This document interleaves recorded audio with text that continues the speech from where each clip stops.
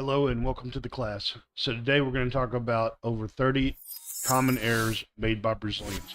So these are English errors, speaking English, and most of it's due to the fact that English and Portuguese do not translate exactly. So there are a lot of common expressions. Sometimes they don't make sense in English, and it's just different from the Portuguese structure. So without further ado, we're going to talk about these. Thank you for watching.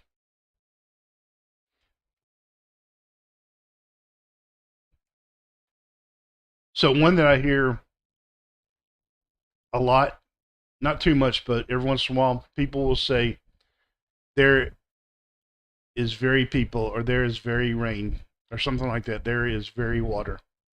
So we use very, not in this way, but we might, if we're talking about a lot of people, we'll say there are a lot of people. There are too many people. If it's over the limit. Too many problems. I have had a lot of problems today with my job, something like that. Too much water, a lot of water. There was a lot of water in the road, so I had to drive slowly.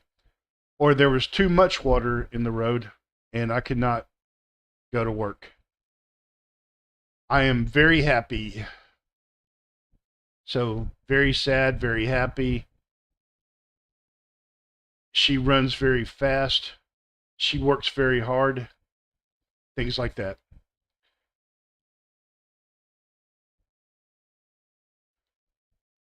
And putting too much in place of very.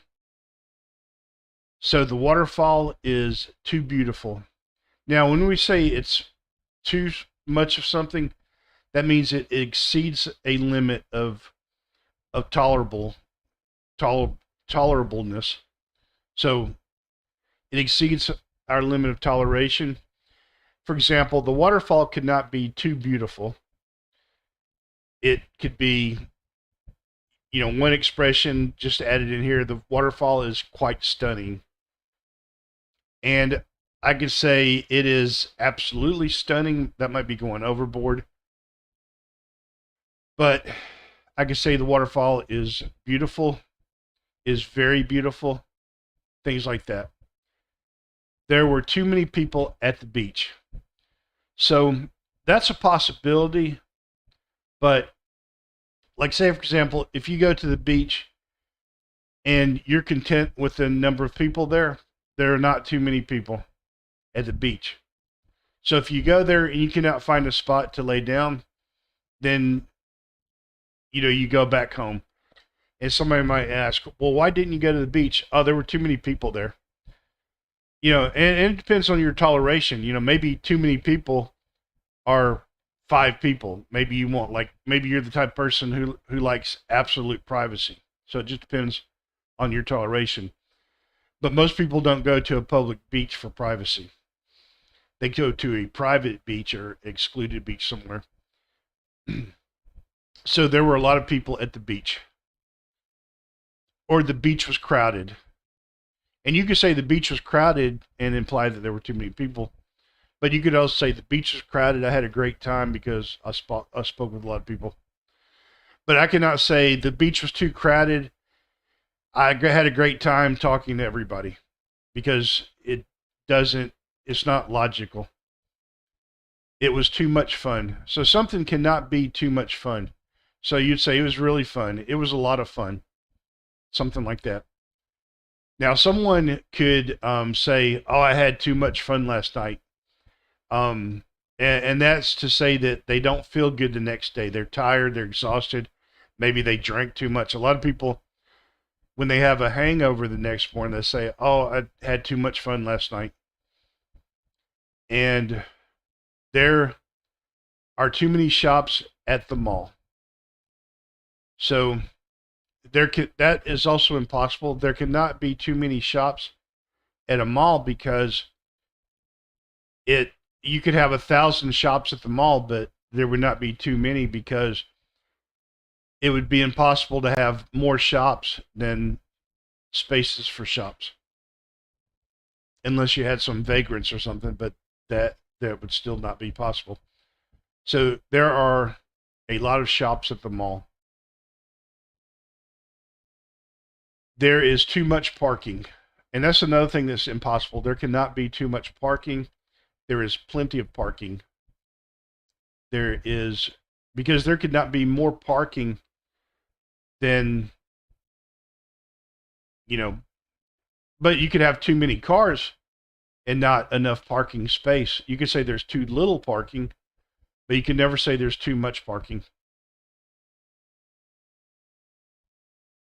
Now, some people use pretend in place of intend. I pretend to learn English. If you pretend to learn English, you should stop and begin to learn English. I pretend to go to the United States. So pretend means to fake it, to falsify it. I intend to learn English. I intend to go to the U.S. one day. My children enjoy pretending to be cowboys and firemen. Fantasy. So sometimes people confuse the word fantasy with costume, and they might say, "Well, I'm wearing a fantasy for carnival," or something like that. I'm not sure exactly how the context is used, not even in Portuguese, but the correct word is, "I'm wearing a costume for carnival," or something like that. I'm going to a costume party. And so it is my fantasy to live in a castle. Not really. I would like to visit a castle. As a matter of fact, when I was in Europe, I went to a lot of castles, especially the old ones, and I took a lot of pictures of them, but I lost the pictures, unfortunately. This was before digital cameras. But a castle would be a terrible place to live because they're cold, damp, and they're difficult to maintain. But I would like to visit one. So now there are examples of fantasy novels, like the Chronicles of Narnia, the Lord of the Rings, so forth. These are fantasy novels because they have an exaggerated, imaginative story. But, and I should have been in here, children like to go to costume parties and pretend to be cowboys, so forth. So did you like, if you did not finish, is not correct. If I'm still eating something, or somebody you're with is still eating something, you would say, do you like it? How do you like it? How is it? Something like that. But after they finish, you can say, did you like it? Or how did you like it? How was it? Something like that. And confusing 4 and 2. And I know this is a difficult one. It's not just simply, making a comparison, because the way it's done in Portuguese is very different from English. But you could say, so just as a reminder, you could say, you have to kind of study these, each expression and learn the expressions. I think that's the best way to do it. But usually when something's going to somebody, you would say, I'm giving this gift for you. I'm giving this gift to you because it's going to you. I'm taking this to you. I'm going to the doctor's office. But this gift is for you. It's on the box. It's underneath a tree. This gift is for you. And I mean, you could hand it to somebody too. So see, that's why I'm saying that you can't really, you can't really have some sort of logical, rational way to do it. There is one, but it's too complex to just explain away. Of course, like, we understand it because we grew up saying it, just like you do with Portuguese and your expressions. I had difficulty with para and por as well. It's kind of like they're reversed. They tell you that one is 2 and the other one is 4, but then we use them in opposite ways a lot of times. So you pretty much have to learn these expressions one by one. Since and for. So since, I've been waiting since 10 minutes. I've heard people say that, but we for a period of time we would say 4 10 minutes. I've been waiting 4 10 minutes, but since is used with a period of time. I have been waiting since 3 o'clock. I have been in Brazil for 11 years. I have been in Brazil since 2012.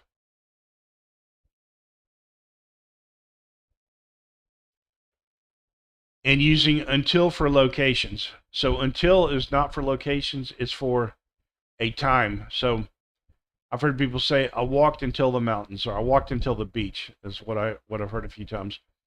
But you would say, I walked all the way to the mountains. So replace until with all the way when you're talking about a specific point. I walked from my house to the beach. Or you could say, I walked all the way to the beach from my house. It's kind of like, that sort of equates to until. But you could say, I ran until I got to the mountains. So you're kind of implying that a specific time, I ran until the time I got to the mountains. I hiked until sunset. I worked until 3 o'clock. I will study until I get sleepy. So those are some things there to remember. And age.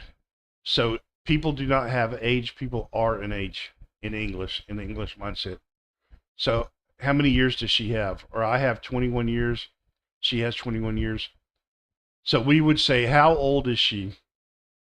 She is 21 years old. She is 21. You could just say 21. So if you're asking somebody, how old are you? And you don't ask, how many years do you have? I've heard people's like, how many years do you have? But you don't ask that either. I need to add that into the slide. But sometimes when we're talking to someone that is like maybe in their above 50 or usually above 60, we might say she's 61 years young, something like that, just to be polite and take it and leave out the word old.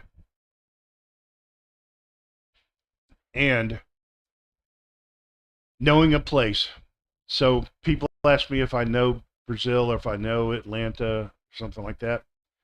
But we don't say no in that sense. We know something that we're familiar with, not that we visited. And the same with people too.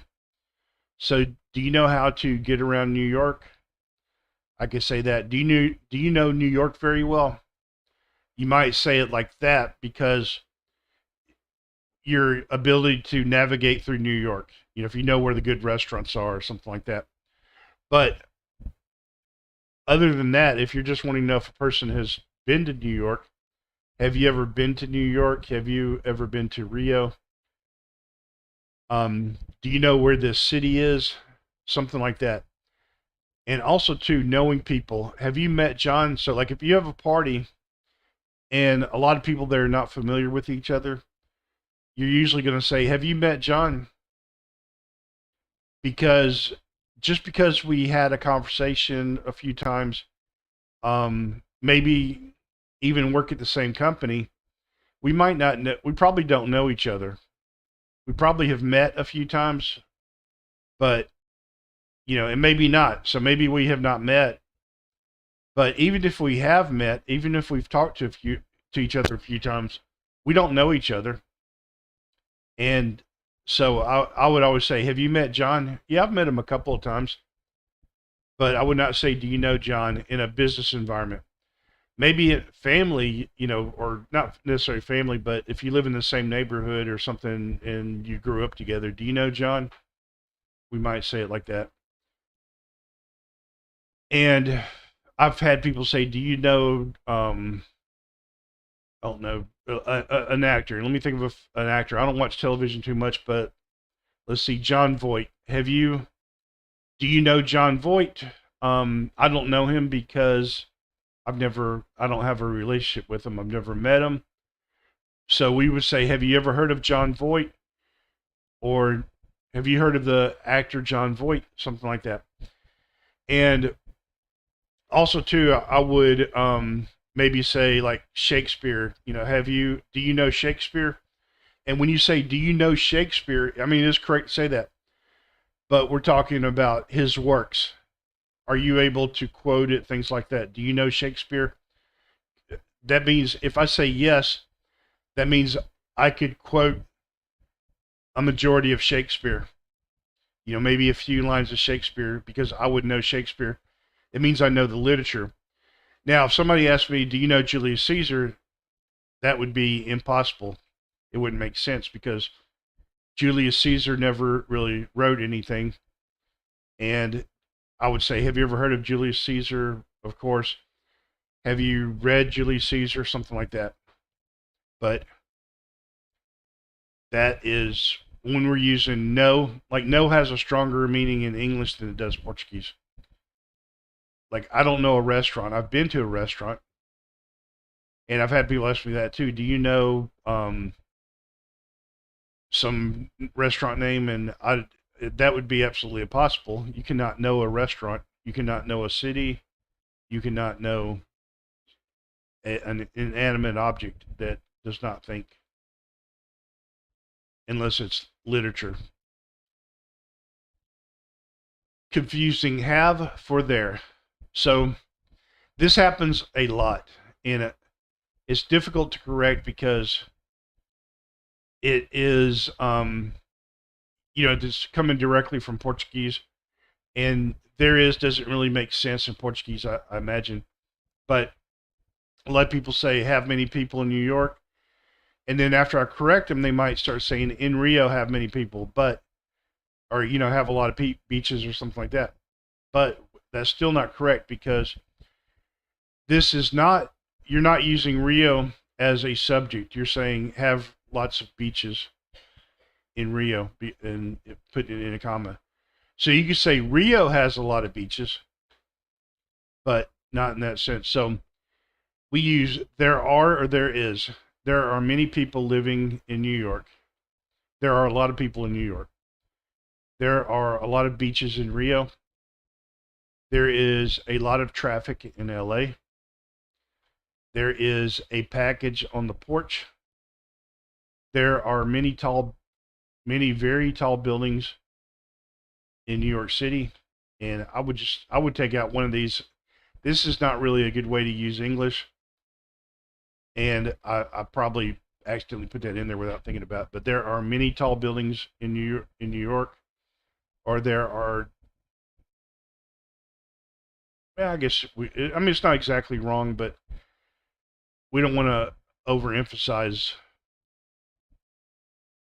sometimes in English. I have the package at home. So we have a subject here. I have the package at home. So somebody shipped me a package.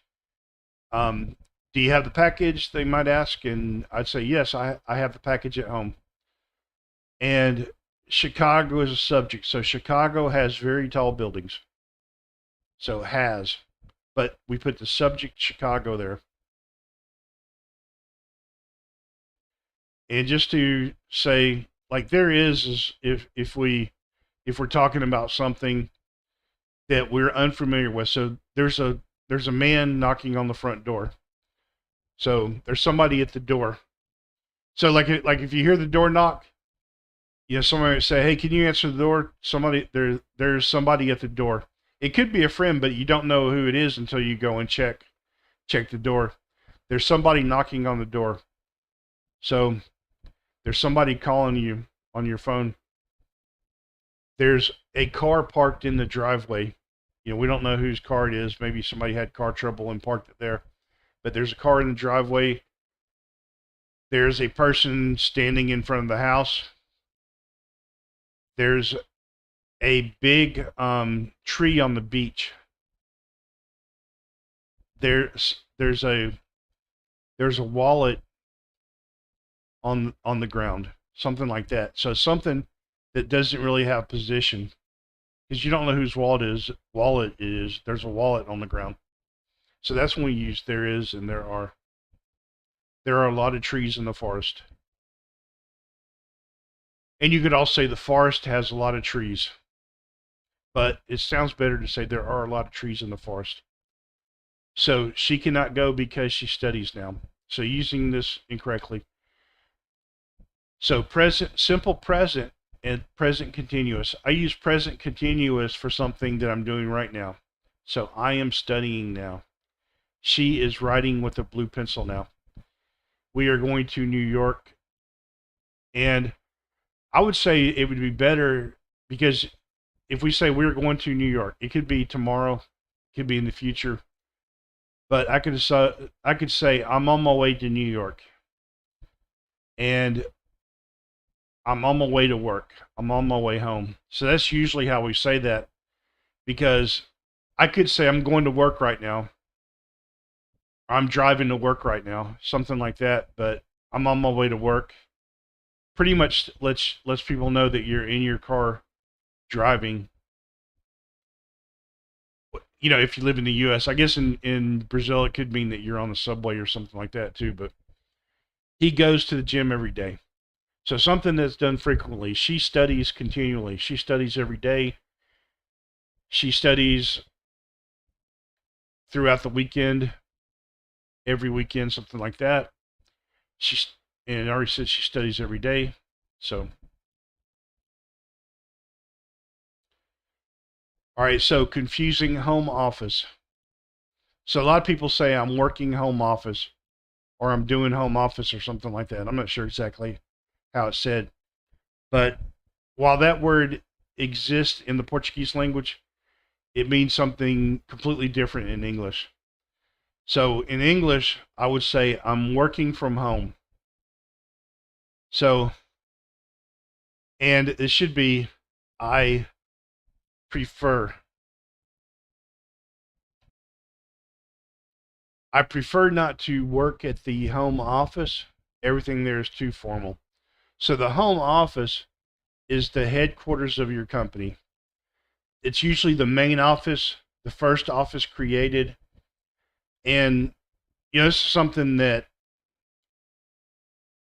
like most Americans have heard this word a lot because there used to be this commercial saying something about the home office in Idaho. And you'd always hear this commercial like all the time. And I don't even remember what the commercial was about. It was a long time ago, but you know, everybody over a certain age has heard that commercial. And so the home office is the main office. Now in the United Kingdom, the home office is the Department of the Interior or the Ministry of the Interior. Shopping. I am going to the shopping. I hear a lot of people say the shopping is closed.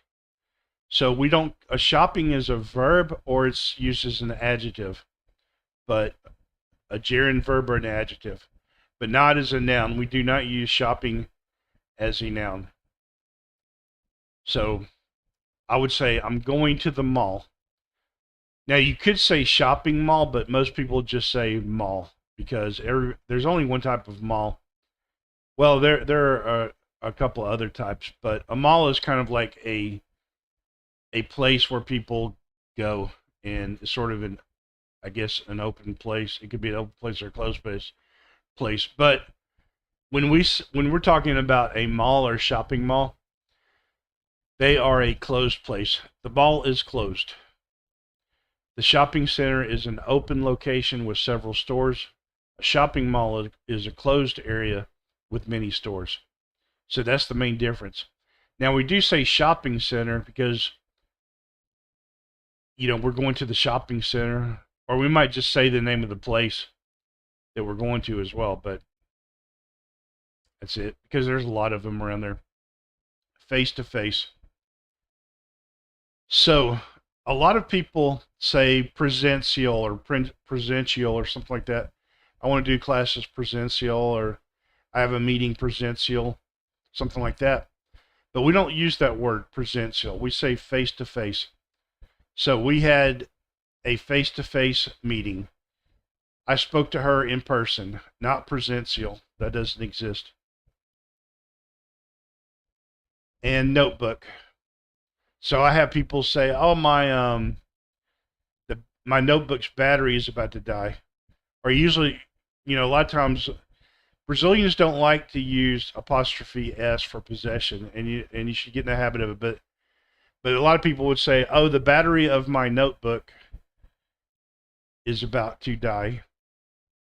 And so, but a notebook is made out of paper. Notebooks do not have batteries. So the correct thing to say is I need to recharge my batteries, my laptop's battery. I always keep a notebook with me in case I need to write something down. So I have a notebook somewhere around here on my desk. I think it's in the desk drawer that I keep to write notes on. And work and job. So this is confused a lot too. I'm going to my work. I'm driving to my work now. Something like that. But there's no such thing as my work. It's work. I'm going to work because you don't own it. But my job, I have a job, a specific job. So I'm going to, I like my job. But I would not say I'm going to my job. I would just say I'm going to work. Just like I wouldn't say I'm going to my house. I would just say I'm going home. If I say I'm going to work, usually we have one job. I might say I'm going to my second job, possibly. But, for our primary job, we would say I'm going to work. If you're doing two jobs. I'm driving to work at the moment. I'm on my way to work. Something like that. But not my work, and not my home. I'm going to my home. We don't say that. I'm going home. Going to work, I'm going home. And that's it. Not to home, I'm going home. And forgetting pronouns. So a lot of times people forget pronouns, and they may say something like, do you like? I like. Is raining, is cold, something like that. And it's not correct because we have to have a pronoun in English, because in Portuguese you can do that because your verbs are conjugated in every verb tense. So if third person, second person, so which verb tense you're using. And maybe that's why you don't really use pronouns. You don't have to use pronouns. But we have to use pronouns because if I say it's raining or is raining, it could be confused. But with other things like that, he likes her, something, whatever it might be. But in English, we have to have a subject in there at least. Depending on the sentence, we might have to have an object too. But so, do you like it? Did you like it? We talked about it earlier.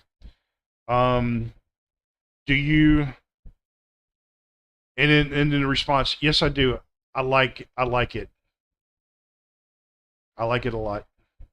And if for example, do you like them? Yes, I like them a lot. It is raining, or it's raining. It is cold. It's cold. So we might say those a lot. And near and close and far. So those get confused a lot. So some people might say, it's near from my house. I hear that a lot. It's near from me. But that's not correct. And now when you use near, there's no preposition. So it is near my house. And it is close to my house. So you close to, far from. And so if I say something, or the plant is next to the sofa, that's another way. But close to, far from. And that's it. At, on, in, from. So these are confused a lot. But some of the things to remember, I'm at home. So specific location. I'm at home. I am at my house. I am home. You could just say I'm home. She is at work. I live at 120 Main Street. So you live at an address. So you live at a specific location. I live at the house on the end of the street. And, well, I guess you could also say I live in the house in the street. I live in the red house. And you can say that too. But at an address, you say at. And my sister lives on 2nd Street. So you live on a street. I live on 1st Street. I found a good restaurant on 2nd Avenue, something like that. But on a street without the address. And everything else in a city, in a state, in a country, in a region, in a county, whatever else it is, I'm at the beach. So if somebody calls you, you're not sure what to say, just say I'm at the beach. You could also say I'm on the beach if you're like actually on the sand. But if somebody calls you and say where are you, you can say I'm at the beach, and it covers everything around the beach. If you're in a restaurant at the beach, then you're still at the beach because it's a region for you to go to. Ending a meeting. So don't ask people if they have any doubts, and don't say you have a doubt. Ask, do you have any questions? Are there any questions? Does anyone have a question? Or I have a question. When you say that you have a doubt, it means that you don't think that the information was correct. So you might say, well, I have a doubt about this information. It kind of sounds like that. So I would not have. Now, maybe you might have, like, maybe, for example, if you're the owner of the company, and it's still better to just say a question, but, you might say, I have a doubt about that project, but but it's better just to say I have a question, because doubt is kind of negative. So even if you're the CEO of the company, you don't really want to, imply that you don't trust your employee. So you should only use doubt if it's absolutely necessary. So, say for example, if somebody comes up to you and says, "Hey, I need some money. I missed the bus and I live in another city," and then you ask some questions and their story's not straight, and then they walk away and you don't give them any money or something, or maybe you did give them some money, and then you might tell your wife or husband, whoever you're with, you might say, I doubt she's telling the truth, or I doubt that she really needed money for a bus, something like that. So that's when we use doubt, if we don't think something is correct. And falling on the floor. So when you're outside, you fall on the ground, not on the floor. The outside is the ground. Inside the house is on the floor. A ship is a deck, and a porch, a roof, whatever you're on. But if you're inside the house, it's the floor. If you're outside of the house, it's the ground. You could say I fell in the grass, but it's still the ground outside. And that's it. So I had some people tell me soccer is funny, or something is funny when they're really talking about,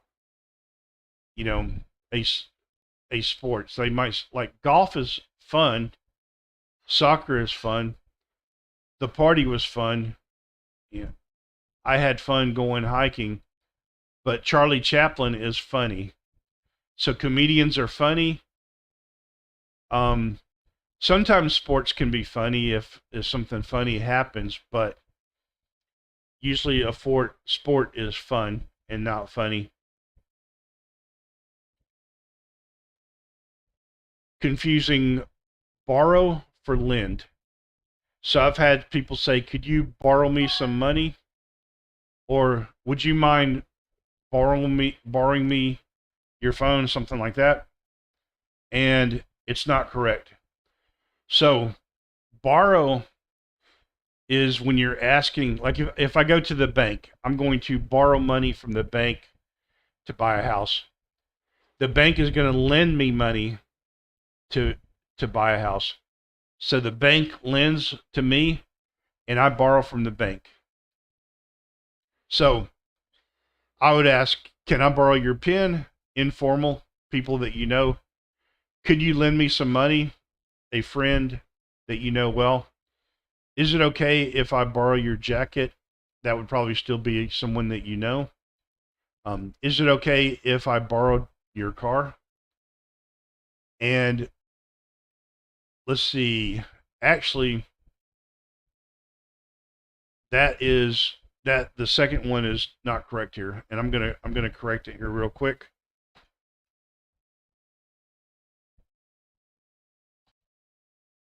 Okay, so would you mind it if I borrowed your car?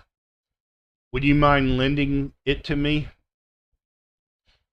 Would you mind it if I borrowed your snowboard?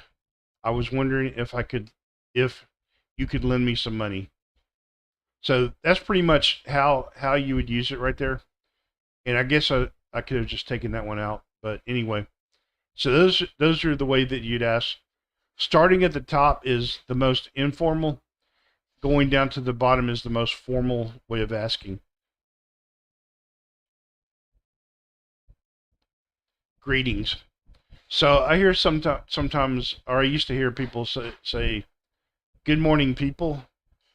And when you say, okay, people, and when you're talking to a group of people, it sounds a little bit like you're annoyed or something. It's not really the way that we say it. So the best way to say is good morning, everybody. Good morning, everyone. Or just good morning. Good morning. And also, too, I've heard people say hello or say good night when they arrive, or when, say, for example, when the class is starting.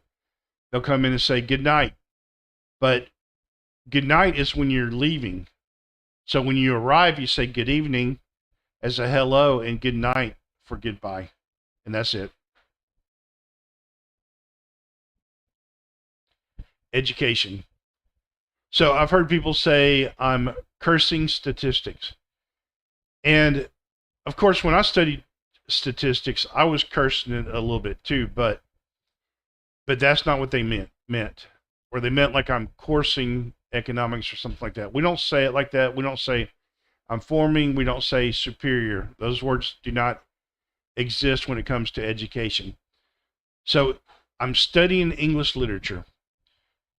I'm majoring in history. So when we say major, that's the degree that we're getting a bachelor's in or something higher. But usually when someone says you declare a major, that means you decide to study business, study history, study literature, study architecture, science, engineering, or something like that. So a major is your major degree.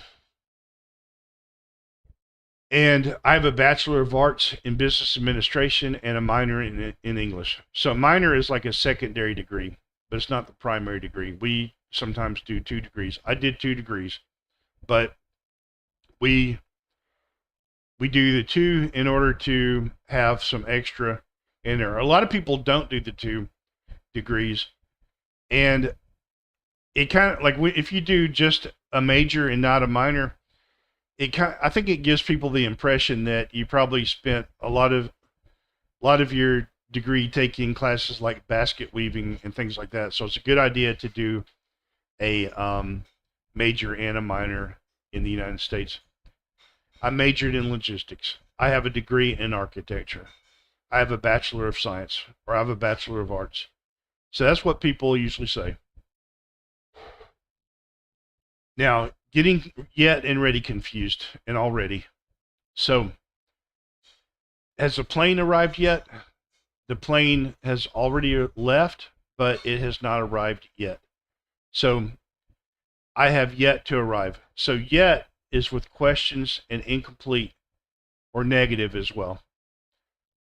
And use already with affirmative questions or completed. Might be better to say completed questions, but the plane has, the plane has already left. So it has left.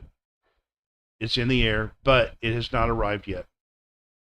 And I've heard, and you could also say I have yet to arrive, but most people would say I haven't arrived yet. But this is just an older way of speaking, and people still use older languages. But I haven't arrived yet. Yet is usually at the end of the sentence, and the plane has already left, and already is before the verb. And some and any kind of follow the same thing too. Any is with questions and negatives. Some is with affirmatives. Do we have any coffee? Question. There are some coffee beans in the jar, and the grinder is next to it. So the reason why I put the grinder in here, because people will refer to this as grounds, but when the coffee is like the video right here, these are coffee beans. Coffee beans have not been ground yet. But after we put them in the grinder, then they become coffee grounds. We didn't buy any ground coffee. So ground coffee is the powdered coffee that you buy to go into the filter. And then the other is instant coffee. We didn't buy any ground coffee. Do you have anything to eat? Yes, there's something in the fridge, but nothing ready. We don't have anything fresh. So these are the ways that we use it. We could say we have nothing fresh, or we don't have anything fresh. So we can also use anything, something, or nothing. Anybody, somebody, nothing. Anybody, anyone, someone, no one. So these are still follow the same type of rules. So do you know, because you can say, do you know anyone from New York? I know someone from New York, but I don't know anyone very well. So I could say that in a negative. But see, like here I'll say we don't have anything fresh, because this is not necessarily negative, because we are talking about something that is that exists. So we could still say it like that. I have something, but I don't have anything fresh. So it's still there, but it's still in a negative form. More of what I was trying to say. Now, past tense pronunciation. I hear people say, I worked, I worked, erased, learned, studied, realized, visited. Visited and added is corrected, but sometimes our people say visited, added. They say it real short because they were told not to pronounce the ed, or the opposite, or the first. The main problem is people that pronounce the ed like worked, but this is the way that we do it in English. We say worked. The E is silent except if the word ends with a T or a D sound. So I worked, erased, learned, studied, realized, visited, added. So the only time that you add an extra syllable is when it ends with a T or a D. And the same thing happens with S's a little bit too. So we emphasize these sounds so that we can know when there's an S at the end of a word with an S sound. So if the word ends with S, X, CH, or SH, like cats, it's one sound. But then we would say gases. And I hear people that don't pronounce the S a lot of times because they might have been told that rule. I'm not sure why. But they'll just say gases. But when you say gases, boxes, matches, blushes, fishes, Alex's, Wes's, John's, Matt's, crosses, bees, passes, races, stands, pedestrians. So you can see where it ends with a S sound or a similar sound, we emphasize the E at the end. So pronunciation, we have words where people confuse, like rich and reach, ship and sheep, world and word, rural and rule. So rich is e, ship, sheep, e, e. World is we're old. So that's saying it's sold. So like you're saying two words, we're old, world, world. So you just say them together. Word, we're old, word, we're old. Rural, rule. So rural, rule. And those are the same, different sounds. So you just need to emphasize that R a little bit. TH, people pronounce it like a D. The way that, so when you pronounce a D, you put your tongue at the top of your palate. D. But TH, I put the tongue on my teeth, my two front teeth, and that's something that you probably don't do in Portuguese. So you have to practice putting your tongue underneath your front teeth. The. I cannot say a D sound if I put it on my teeth. So R. Don't pronounce the R like a H. Too many people do that. And some people do the opposite with the H. They pronounce the H like a R. So don't pronounce the H like a R. I've had people say, red hat, but they'll say head rat, or redhead, head red, and W. So it's W, it's W, not W. W, and we'll talk about the OUGH and ING. So sometimes people, when they pronounce W, they go ooh, but you don't, just what, which, where. So we have the R, straight, red hair, green grass, tree, barrel, drone, draw, large bear. So, those are things to remember with that, and just kind of focus on things like that. And so we have H sounds. So let's go through these. This is some extra. Now we're pretty much done with the main problem except for one, but I'm going to go through some extras here. These are some of the common words with certain types of letters. So H, high, hair, our, house, Sahara, Pharaoh, and Judah. So some of the words that end with the H are, the H is silent, and like our, some words with French origins have a silent H too.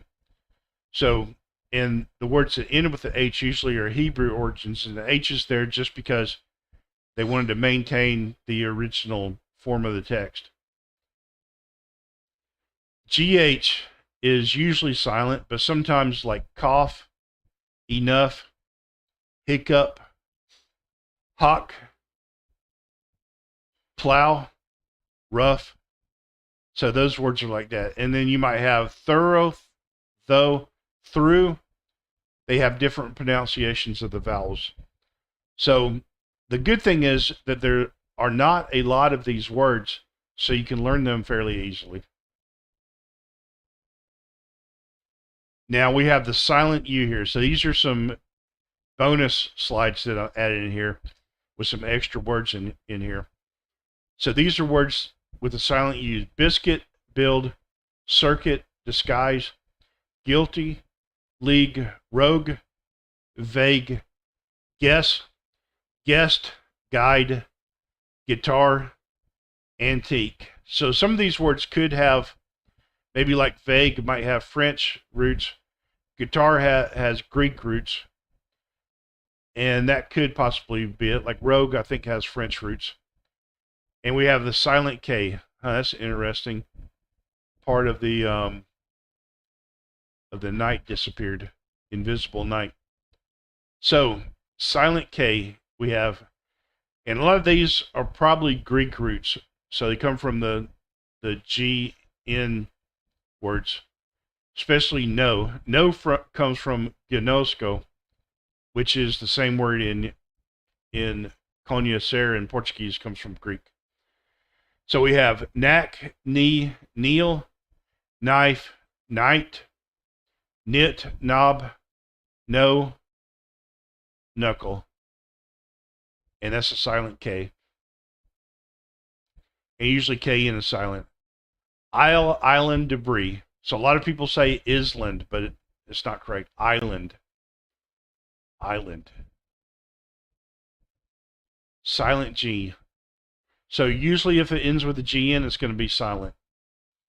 But like, for example, you could have the word like sign and signature, malign and malignant.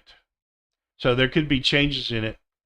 But align, campaign, design, foreign, malign, rain, sign, assign, gnarl, nash, nat, gnaw, gnome, and gnostic. So some of the words have with the GN have Greek origins, especially Gnostic, and it could be some of the other ones as well. Silent D, handkerchief, handsome, Wednesday, sandwich. Silent N. So all the words that end with MN are silent N's. So autumn, column, condemn, damn, him, solemn. CH, yacht. And it's just like the word in Portuguese for yacht. They have similar pronunciations, but in English we have the silent CH, yacht. And all the words that start with WR, the W is silent. So wrangle, wrap, wreath, wreck, wrench, wrestle, wriggle, right, wrong. Answer, sword, towards, to, hole, who, whom, whose. And I think the E from the wriggle got misplaced. So there should be an E at the end of the wriggle. And so we have the two here. And now we have the silent P. So the silent P, we have psalm, psychic, pterodactyl, psychology, receipt, core, coup. Now, most of these words, well, the PS words have Greek origins, psychology, anything with psychology, psychiatrist, psychological, any of those words end with that. Pterodactyl is silent. Coup is French, so it's silent. Core is also French. And probably receipt is French as well. And that's why we have the silent towards the end. And that's the silent P's for you. Then we have the silent T. And we have bristle, fasten, listen, mortgage, soften, thistle, wrestle, castle, hustle, chestnut, ballet, buffet, croquet, valet, debut, beret.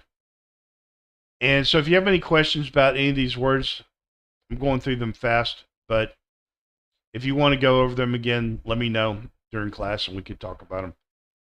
So we have air, honor, hour, ghost, what, when, where, why, while, weather, white, rhythm. So these are silent H. And usually the words that start with silent H come from Latin or French. Silent L. Bomb, calm, calf, half, yoke, palm, chalk, talk, walk, could, should, would, kernel, almond.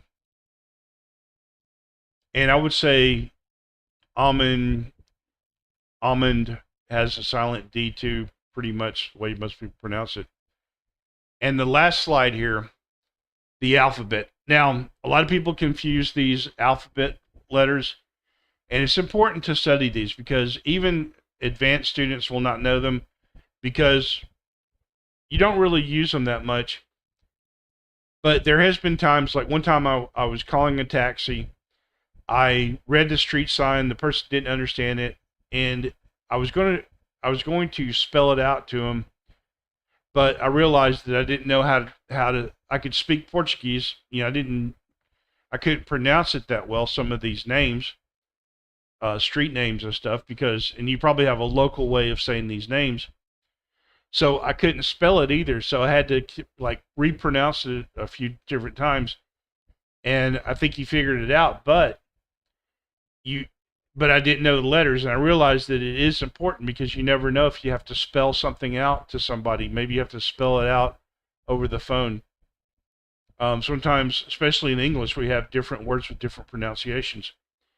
So some people say G incorrectly. They don't know how to say J, the difference between J and G. K, they say ka. Ku, or I'm not sure exactly. They don't know how to say Y. Sometimes they say epsilon. X, they're not sure. W is W, but it should be W. So let's go through these letters. So D, J, G, E, K, W, and H, Q, X, I, R, Y. Y. So some people say 8, but it's not 8, it's H. So those are two important things to remember.